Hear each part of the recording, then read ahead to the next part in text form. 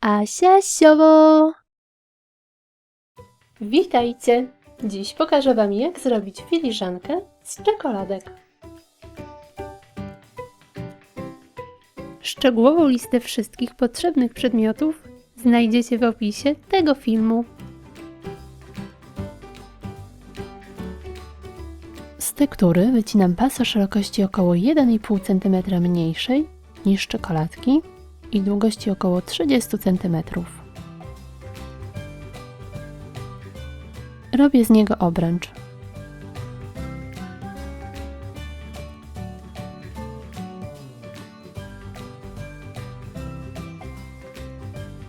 W środku koła robię otwór.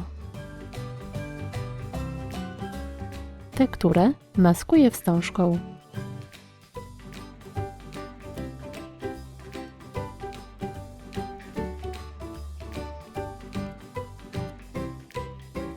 Przyklejam obręcz.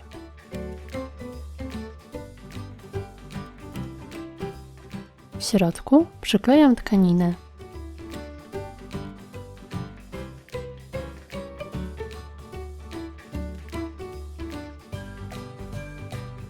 Do obręczy mocuję czekoladki.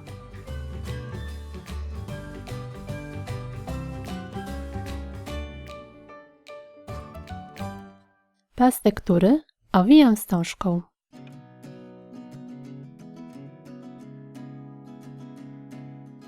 Mocuję do czekoladek.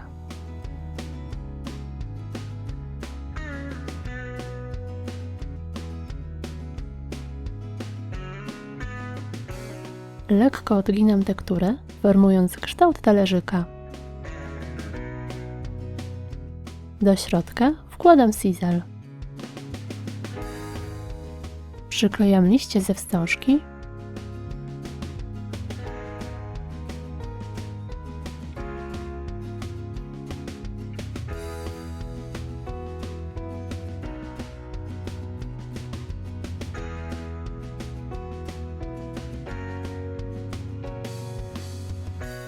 I kilka różyczek.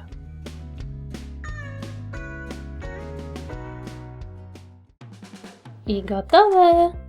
Taka filiżanka będzie bardzo miłym prezentem z okazji Dnia Babci, Dnia Dziadka czy urodzin.